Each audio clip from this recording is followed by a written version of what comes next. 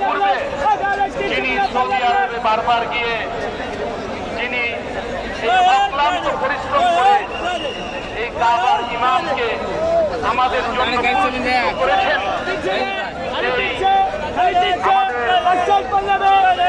সম্মেলনের আহ্বায়ক আন্তর্জাতিক কেরাত সংস্থা বাংলাদেশের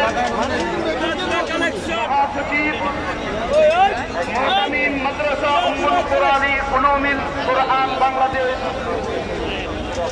তিনি আমাদের মাঝে তিনিও থাকবেন ইনশাআল্লাহ। আমরা তার দীর্ঘ হায়াতের জন্য দোয়া করি, সকলে বলি আমিন। তিনি হচ্ছেন শেখ সাদ সাইফুল্লাহ মাদানী।